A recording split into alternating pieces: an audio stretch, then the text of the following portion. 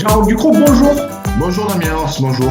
Bonjour à tous. Bonjour Jean-Roch, merci de participer une nouvelle fois à nos tutos, les conseils d'experts dédiés à la déclaration effectivement des revenus fonciers, de la fiscalité immobilière.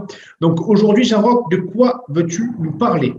Nous allons parler des travaux déductibles, Damien, des travaux déductibles du revenu foncier qui permettent d'optimiser la feuille, tout simplement. Donc, comment améliorer effectivement sa fiscalité grâce aux travaux qu'on peut effectuer dans Et comment déduire et quelle catégorie de travaux déduire, voilà. Eh bien, allez, on t'écoute. Alors, il y a plusieurs catégories de travaux, Damien, que l'on peut déduire. Il y a d'abord, il y a deux grandes familles de travaux. Il y a les travaux de réparation et d'entretien.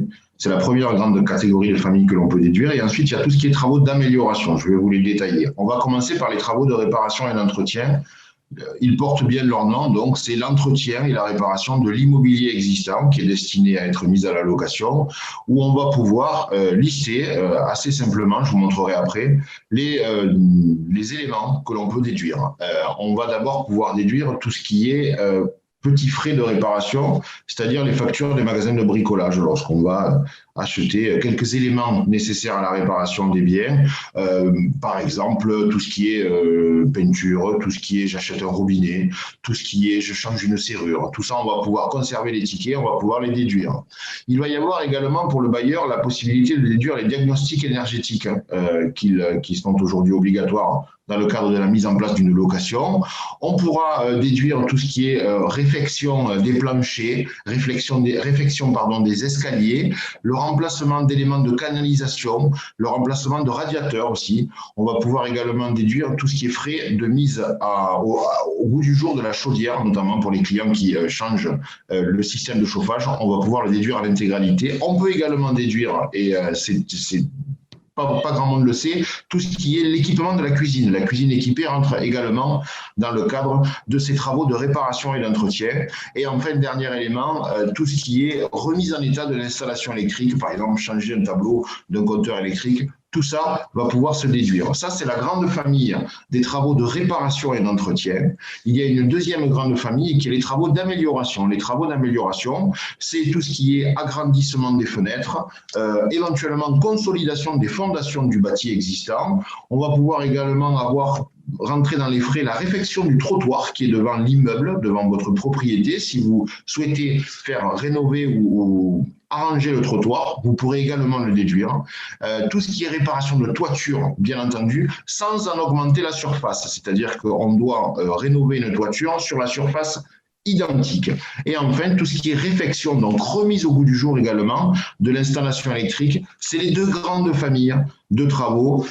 C'est vrai que la limite est ténue entre les travaux d'entretien et de réparation et les travaux d'amélioration. On doit être précis dans sa déclaration fiscale. Je vais vous montrer exactement où c'est qu'on doit le mettre. Un élément à prendre en considération et qui est très très important et qu'il ne faut pas oublier, c'est que les travaux de construction, d'agrandissement ne sont pas déductibles du revenu foncier. Je veux dire par là, je suis propriétaire d'une villa que je loue et je souhaite la surélever d'un étage. Je vais créer de la surface habitable supplémentaire. Tous les travaux qui vont être liés à l'augmentation de la surface et à la surélévation de la maison ne rentreront pas dans le calcul du déficit foncier puisqu'on va créer de la surface habitable supplémentaire et les travaux déductibles du revenu foncier sont les travaux déductibles sur une surface existante. Déjà, on ne peut pas rajouter de la surface supplémentaire pour le déduire, ça ne rentre pas en compte. Comment ça se passe, Jean-Roch? Sur ma déclaration, comment je dois effectivement matérialiser? Tout simplement, on avait fait une petite vidéo sur la déclaration des revenus fonciers. On va aller très simplement ici, je vais vous montrer, voilà, ligne 400. Paiement des travaux, descriptif des frais.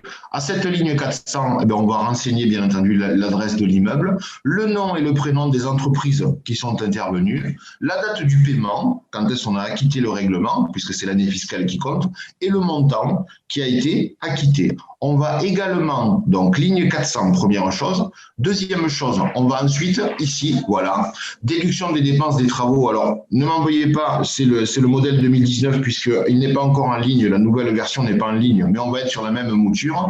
On va avoir ici, en fonction des années, vous voyez, année de paiement des travaux, travaux d'urgence, autres travaux déductibles. Les travaux d'urgence, sont bien entendu, rentrent dans le cadre que je viens de préciser précédemment. C'est un cumulus qui est cassé qu'il faut remplacer en urgence. C'est une fuite sur le toit, c'est des choses comme ça. Cela, on va les matérialiser à travers les travaux d'urgence et ensuite tous les autres travaux déductibles, c'est-à-dire ce que je viens de vous préciser en amont, rentrera dans la deuxième catégorie, c'est-à-dire autres travaux déductibles. Voilà les deux grandes catégories de travaux qu'il faut dissocier, pour pouvoir remplir correctement sa déclaration de revenus. Bien entendu, l'intégralité des travaux viendra en moins sur le revenu imposable que vous déclarez à travers le revenu foncier et fera bien entendu un retour fiscal qui sera significatif puisqu'en fonction de la tranche marginale d'imposition dans laquelle on se trouve, on peut avoir un retour qui est absolument incroyable puisque les travaux viendront directement en moins sur le montant des loyers que vous allez déclarer. Et donc, on va économiser et la TMI et la contribution sociale,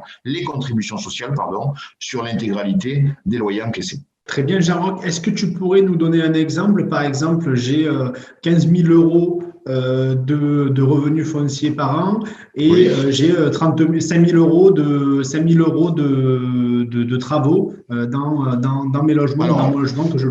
On peut très facilement le faire. Bien entendu, les travaux ont un impact différent en fonction de la tranche marginale du client. Souvent, nos clients qui sont propriétaires de revenus, propriétaires de leur résidence principale et qui, par ailleurs, ont des revenus fonciers, sont souvent des gens qui se situent dans une tranche marginale d'imposition à 30 points, qui est la tranche marginale moyenne, on va dire, c'est la tranche qui se situe pour un revenu imposable entre 27 000 et 55 000 euros, je fais simple. À partir du moment où on est dans cette tranche-là, qu'est-ce que je vais gagner? Si je fais 5 000 euros de travaux, je vais gagner 30 points sur mes 5 000 euros, plus 17,2 sur mes travaux, c'est-à-dire que 5 000 euros de travaux vont me faire gagner 47 points d'impôts indirects que j'aurais dû acquitter si je n'avais pas fait ces travaux et que j'avais laissé mon revenu foncier en l'état. Ok, mais je pense que l'intégralité de notre auditoire a pu comprendre. Jean-Roch, on souhaitait te remercier pour ces nouveaux conseils. Avec plaisir. Jean-Roch, tu travailles pour l'agence Orpi, groupe BHI, donc tu travailles pour nos agences et tu peux conseiller effectivement l'intégralité de nos clients dans leur démarche à la fois fiscale et leur démarche d'investissement. Donc, on affichera ton numéro de téléphone si les gens avaient des questions complémentaires à te poser. Avec plaisir. Merci. Et merci, puis à très bientôt, Jean-Roch. Merci, au revoir. Au revoir. Au revoir.